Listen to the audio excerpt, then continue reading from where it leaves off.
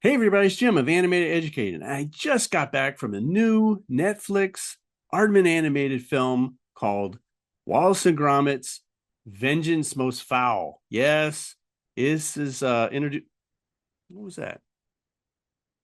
This introduces a new character who Wallace and Gromit have to deal with, called Feathers McGraw. And if you don't know who he is, you can see him in a short film that Nick Park did in the 90s called The Wrong Trousers. It actually won an Academy Award back then as well. And you don't need to really see that film to understand or have fun with this one. It stands alone by itself. Definitely, it's going to be fun for the whole family to go see. And while I was there, I got to see a question and answer hosted by Aubri Mintz of ASIFA Hollywood here in LA. And he got to talk to Nick Park and Merlin Crossingham all about the film. So without further ado, here's the question and answer from Vengence, Most Fowl.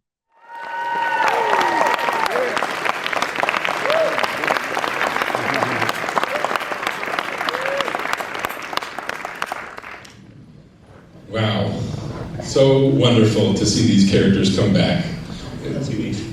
Yes, you and also Wallace and Gromit. They're all characters. So I'm sure we are all happy to see villainous mastermind Feathers McGraw return. What made you decide to bring him back out of all the characters in the Wallace and Gromit universe? It was actually quite a late-breaking idea, really. In fact, the idea of Wallace creating a gnome to help Gromit in the garden was the early idea, and it was like for 30-minute Wallace and Gromit, like one of the shorts. And it was toyed with that for a few years, really, on and off. And then it wasn't getting anywhere because it was great. It was a fun idea, but it needed something a bit more. Like, why did the gnomes go wrong? It seemed a bit regular if they just went wrong.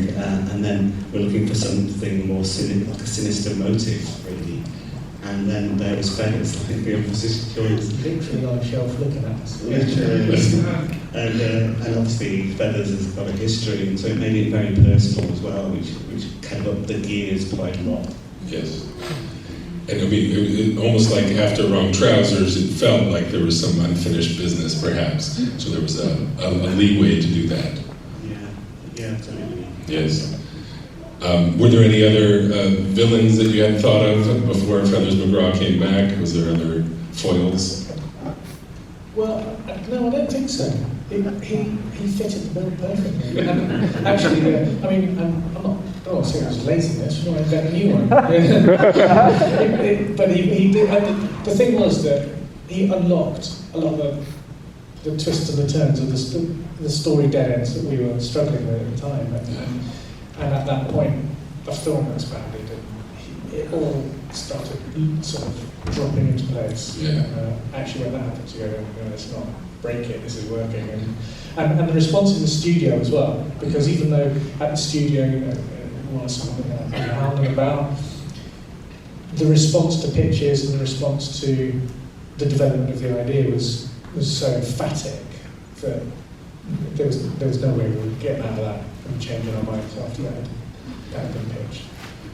I'm trying to picture a story meeting with you both. I mean, I've been sitting in the green room talking with you. You're just so nice. And you hear of, story sessions where people are saying no all the time, and you hear you have to develop thick skin to be a story person. But somehow I can't imagine you saying no. But can you take us through like a story session? Like what would that be like between you two? And are you batting ideas together and turning things down? You've got to get used to coming up with ideas, joke ideas, and no one laughing. Yeah. And not being afraid to do it again and again and again until stuff lands. Yeah. We've got a great screenwriter back on this one, Mark Burton. Yeah. He was a gag writer on Chicken Man. Yeah. Curse of the Were, he came as the main writer in Curse of the Were Rabbit. So it's great to work with him again. But as Nick says, it's a long, old process. I don't think it's any different for anyone out there. Sure. The story process is a long, difficult. I mean, hopefully it looks like it was always meant to be when it comes up on the screen, but it certainly is a very windy, long path. Yeah, because we like story. As soon as we're happy enough with the script, we like storyboard the whole thing and do it. As many of them are familiar, we do a reel, and then we let that play and just get tons of notes from in this case Netflix, who were brilliant, and within all the creatives in Audrey. Some of them are quite hard to take at times. But it's quite wise, things that you get so close to it, and it's constantly like having brainstorms on how can we make this scene a bit funnier. This scene falls a bit too flat. It's a constant process. I want to talk about the use of stop motion, as you have done throughout your careers, and I'm sure at times there might have been a pull to go more towards CG, yet you stay true. I mean, if you look at the credits, you'll see very few CG artists and maybe more compositors in CG. And if you look at your films altogether, which I've had the pleasure of doing the last few weeks, it seems like a repeat theme of the tech gone wrong. And I can't help but think, is this an actual fear of yours, that the tech may go wrong? And is this why you've chosen to stay in traditional stop motion, or tell us about that? Well, I think the stop motion is part of, for Wallace and Gromit, stop motion is part of who they are. Yeah. For these particular characters, I can't imagine them in a film in any other way. But we have VR experiences with Wallace and Gromit, and they exist very happily there, but that's a different kind of entertainment. For films, they have to be stop motion. It's just in their DNA. Yeah, I think there's something from the beginning it's the idea of you can have all these contraptions and make them. We have wonderful kind of art department and prop makers making stuff, and it's all very characterful. It somehow really goes with stop motion, the fact that they really exist and they actually really work, or we can make it through stop motion, make it look like it works, like the getting up machine and all this kind of thing. It wouldn't actually work in reality, probably. Definitely. Although I did read that the wake up in the morning bed that tips to wake up its owner was an actual invention. Maybe this is real, maybe it's not. Exhibited at the Great Exhibitions of 1851. I don't know if this is... No, I'm wondering, like all these contraptions that Wallace has, are any of them based on things that you've seen, or is it just all in your head? You should see Nick's house. Gets me to work on time anyway.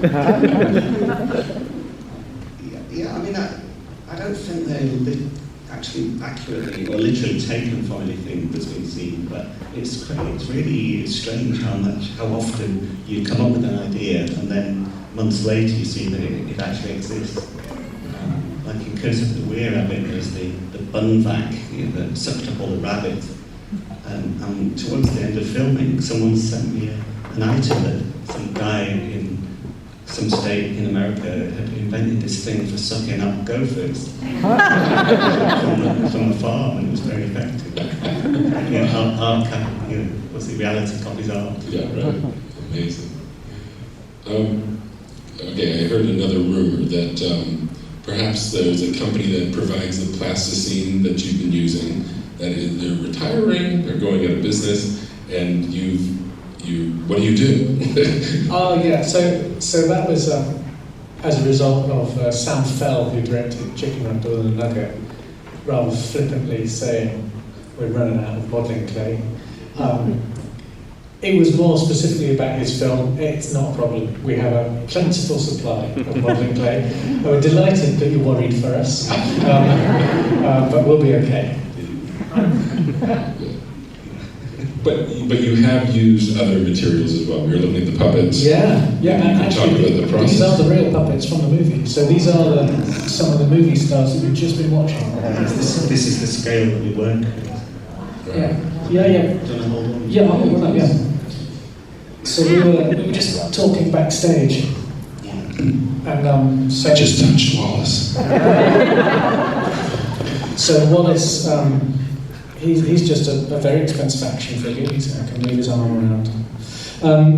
But for this film, we've moved to using silicone for the majority of the body parts. So Norbert, most of Gromit, Wallace, is silicone cast from an original modelling clay sculpt. So the fingerprints are still embedded within the characters. But their hands and their heads were always on modelling clay on Wallace and Gromit, because that's the most expressive part, and that's the bit which really needs the bespoke performance and posing, which you really can't get any other way. And Feathers is all modelling clay, and Norbot is pretty much all silicone, apart from his face, which is resin, because it's rock solid, and we decided not to make him have any expressions. He's never had any No, expressions. Feathers is not, no. But that's the strength of his character. Absolutely it is, and it also makes him the hardest character to animate in the whole film. How so? Because he doesn't move much. And animators are put on this planet to move things. And asking a world-class stop-motion animator to just leave it alone and just let him be, and let the camera and the music do the work. No, but joking aside, figuring out what movement Feathers needs to do and when is super critical, because he's so graphically simple. Yeah. You can't hide behind kind of fancy this and that.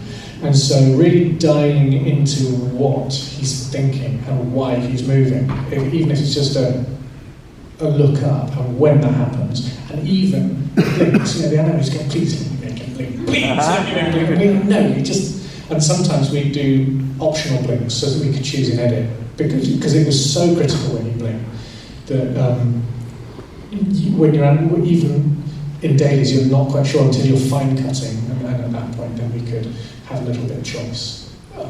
But the close-ups on Feathers in particular, are probably the hardest thing to do in the whole film. It's less is more, basically. Absolutely. It's the thing. It's all taken from the wrong trousers when my animation colleague Steve Box animated Fence McGraw. He kind of laid down the rules back then. We were, a lot of what Merlin's saying is just being incredibly careful not to break what's strong about him, really. Don't go off the rail, staying on that very straight and narrow. It gives him more mystery and screen presence and strength. Yeah, and it takes a lot of nerve as directors as well, just to have the confidence to do that, to just let something be, and to find the essence and no more. Because it's very easy to make a shot big and fancy, that's kind of easy, actually, but to pare it back to its absolute minimum takes a lot of nerve on everybody's part. And tell us a little bit about the process, as you direct or people start animating. In traditional animation, maybe the director or the timing director might do a timing sheet and figure out the move ahead of time with thumbnail drawings. Is it similar in stop motion, or is it more performative? Yeah, well, the main difference with stop motion is that when the animator starts the shot to when they finish the shot, they're on their own, and you can't change it once they've done it. So you can't iterate, you can't take a frame out. Well, you can in the edit, but you can't as part of the animation process.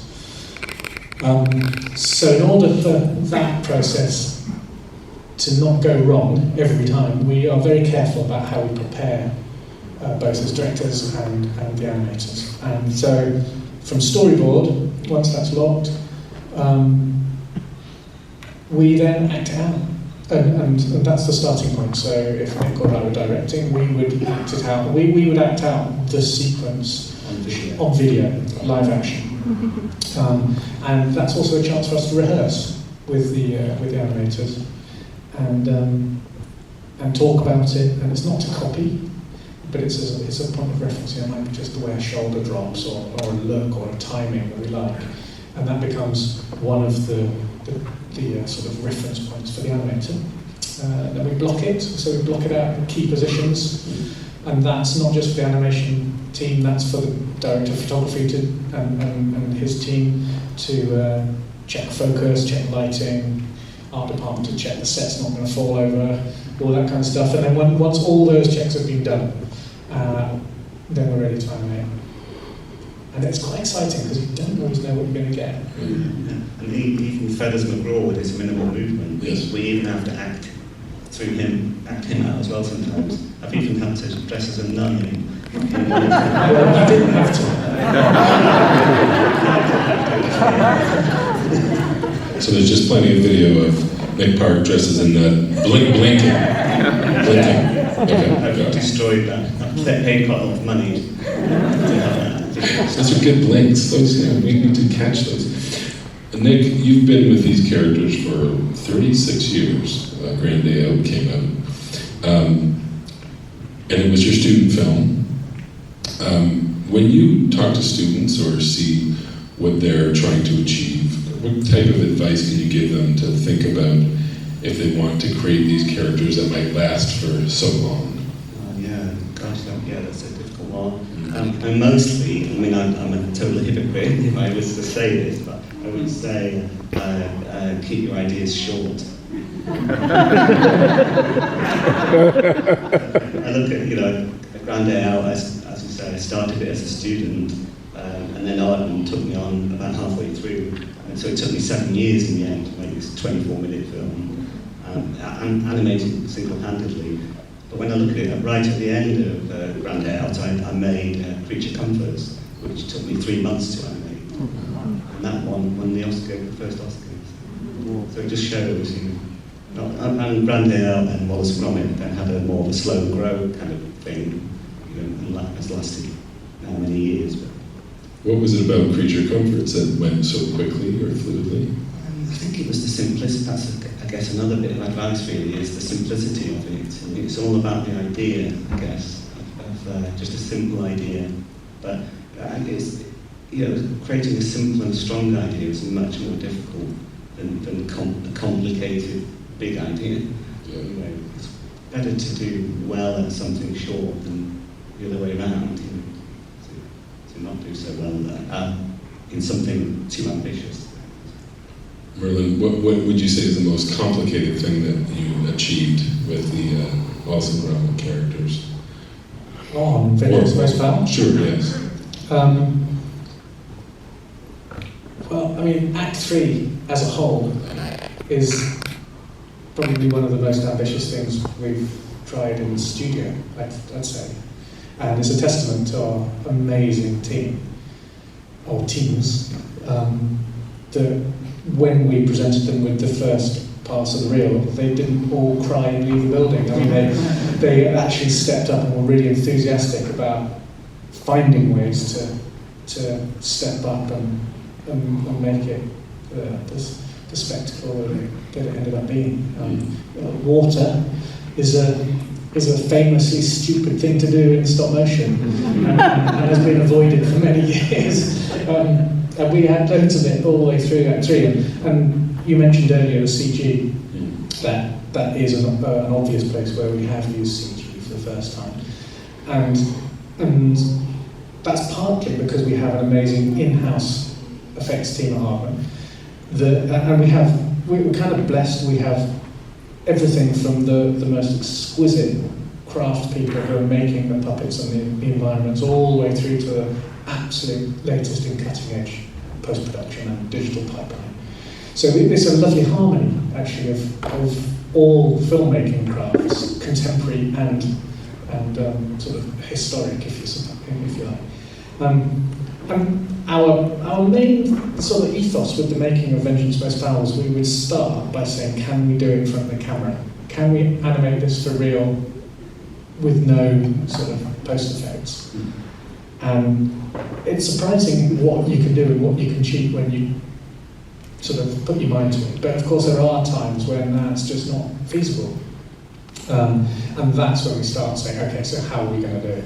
Are we going to use different scales? We're going to comp stuff in. You observe there's quite a lot of compositors, and some shots we would shoot the characters on green screen, and some shots we just had shooting pieces. So there's the shot where Feathers turns, he's got his cup of tea, he turns, and we pull back and reveal all the Normots in the submarine. I mean, the submarine set was, the inside of it was only like about a foot wide and about 3 or 4 feet deep, and you could only just get a camera down it. So we had to break that into sections, and we animated Feathers, then we animated the left side, then we animated the right side, and then it all got comped together afterwards. So some of it's just a mad puzzle that it's something's really easy to draw and story reel, but then the reality of it, especially in miniature, is very tricky. Okay, one more question because I think we're getting the okay. The last feature film with Wallace Gromit, A Curse of the Were-Rabbit, was 19 years ago. So what made you decide to do another feature with this amazing duo? And now that Feathers McGraw is still on the run, will it take another 19 years to see him again? Somewhere in Yorkshire. What are you doing? I don't know. Yeah, well, I guess for us it's all about the idea, really.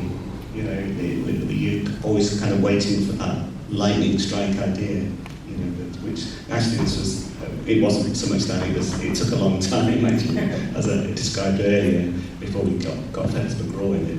But we were doing other things. Really. Yeah, it's kind of practical. Aubri, even though it's a large stop-motion studio, it's small relative to other studios that put out animation worldwide, and we can only make one film at a time. And so there's a queue. And you get in a queue and you wait. Yeah, a long but time. hopefully it won't be too long. I mean, these guys, they keep coming back. Oh, please keep having him come back. That's been amazing. Dave Alex Redette, the DP, he was back on Picture Comforts and advised me on Grand Day Out, and he's been on every film I've worked on. And he's got a great team camera people, lighting camera people with it. Yeah, so we treat camera more like a live action, from a live action point of view than from an animation point of view. Partly because they're real cameras and they have to operate in real space with real lights. And so you kind of have to start from that point.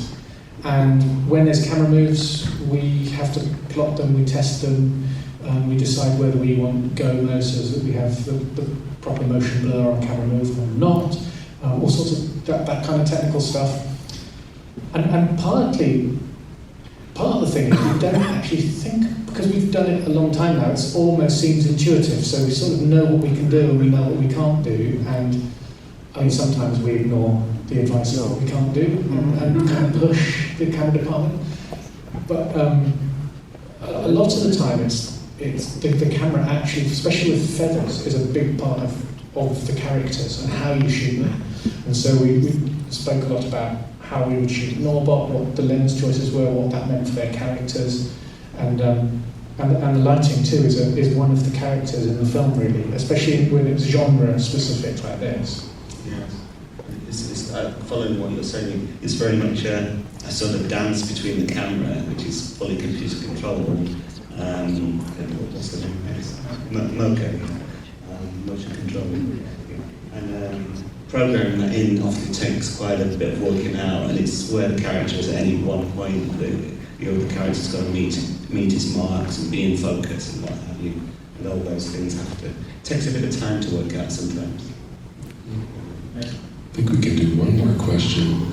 So, the farmer from Shaun the Sheep was in the movie. Was that just like a random character, or was it like chosen to fill the bill? Yeah, it was just an idea that came up quite late in the process, even while we were quite deep into filming. And we usually keep the world of Shaun the Sheep quite separate to the world of Wallace and Gromit. So it was a kind of very much an Easter egg. Just a funny idea we had. Yeah, we find them funny, that's the main thing. Were there other Easter eggs in this film that we might look for? Stump. Um, We'll let you know. How about that? Yeah. We'll watch it again.